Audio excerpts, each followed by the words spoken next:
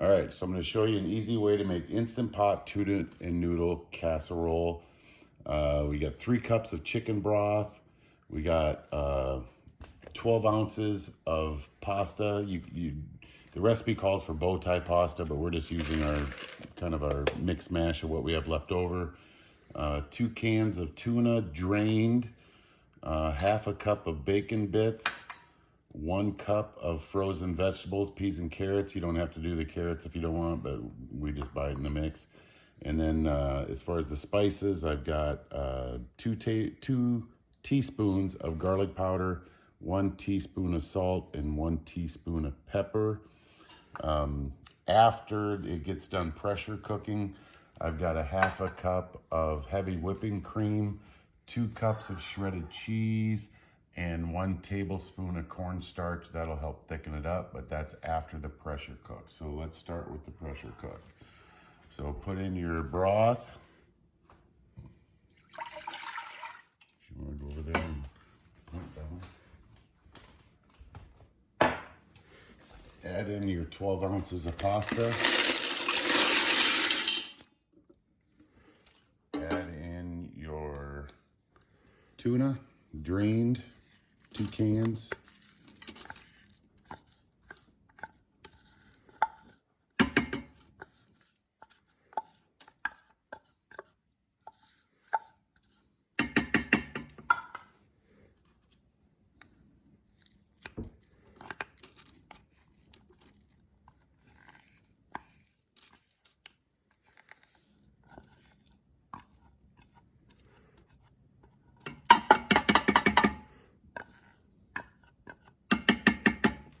Okay, throw in your vegetables. They don't have to be thawed. We just did it straight from frozen. Half a cup of bacon bits. This is optional. And then your spices. Just gonna shake them over the top. You're gonna stir it all up.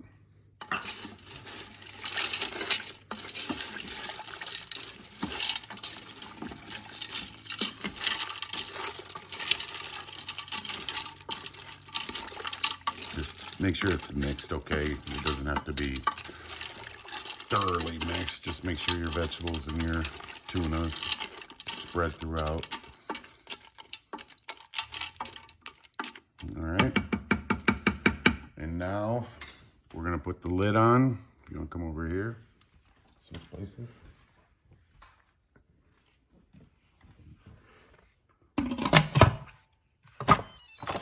And seal it. Make sure that you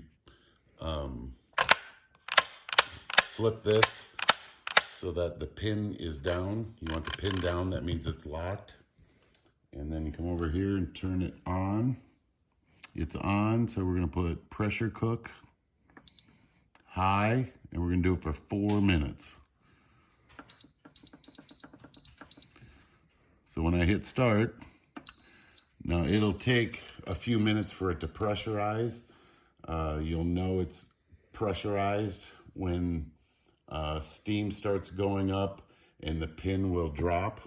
Because when it starts to pressurize, the pin will come up and let a little bit of air out, and then when it's pressure, the pin will drop. That means it's locked. So we'll be back in probably 10 minutes. It takes a few minutes for it to heat up, so don't sweat that. Once the pressure cooking actually starts, the timer will start. See you in a bit. All right, so the timer's gone off. This is where you do a quick release right away. So you tap it so it releases the steam. This is releasing the pressure, letting all the steam out. Do that right away. When this pin drops, it's safe to open up the top, but you don't open it up until that pin drops. And so while we're waiting for that, I'll tell you, I mixed the cornstarch because I'm using heavy whipping cream instead of evaporated milk. If you use evaporated milk, you have to use the cornstarch. But if it's just whipping cream, that'll thicken up by itself. That's what this is for, is to help thicken it up. So when the pin drops, I'm gonna take the lid off. I'm gonna pour in the whipping cream, the cheese, and just let it, and I'll stir it in a little bit, and then I'll put the lid back on and just let it set. You can turn the power off when it's done. Just let it sit there and thicken up. And then I'm gonna go one extra step.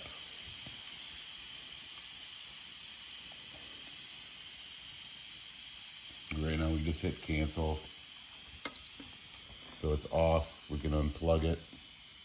Actually, I leave it on because I'm gonna air fry it before I serve it. So once the pin drops, take the lid off, stir in those, there it goes.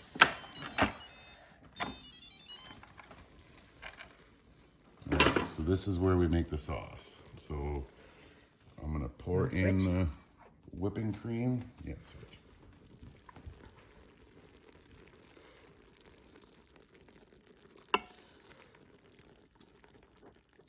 Get the whipping cream in there, and there's gonna be a lot of liquid on the bottom. You can see when I stir.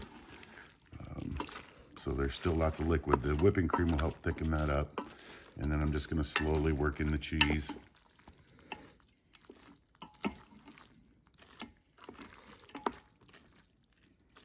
You don't have to do the fine shred. You can do the thick shred. That probably works as better.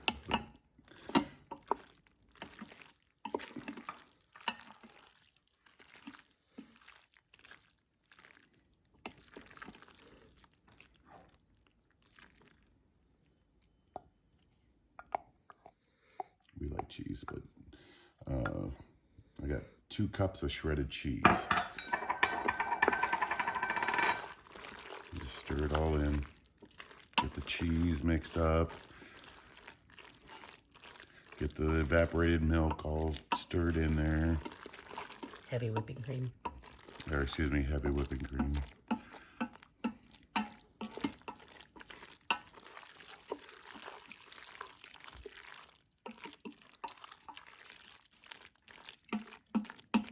All right, so now you just put the lid back on. You don't have to lock it or anything. Just put the lid back on and let it thicken up.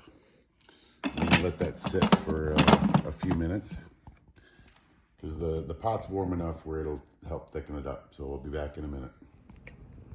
All right, so I've let it cool for about 5 minutes. Or not cool, but set.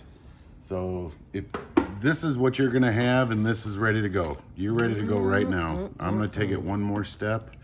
And what I'm gonna do is put some panko breadcrumbs on top and air fry them, because I have that extra attachment. So just gonna you can use breadcrumbs, panko, but or you could do this and throw it in the oven. Some people put it underneath a broiler.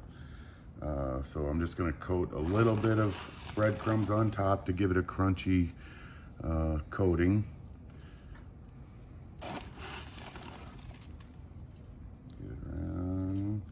All right, and then you spray it with some Pam. When you're using an air fryer, you need to use some sort of oil, spray oil, so just spritz it. Like I said, you would probably do this by putting it into a pan underneath a broiler for a few minutes if you wanted that crunchy topping. And then I have this extra attachment. This is the air fryer. All right, so I'm gonna set the air fryer. I'll set it for 400, and I'm gonna do it for 5 minutes. Just see what that turns out. So that should hopefully crisp up the top. So we'll come back when that's done. Okay, so I air fried it for 5 minutes. Just got done, just beeped at me. So let's see what it looks like. Look at that golden brown on top, just perfect. And you can get that in your oven as well if you just put it under broil for a couple minutes just to brown up the top, if that's what you want to do, but you don't have to put the breading on top.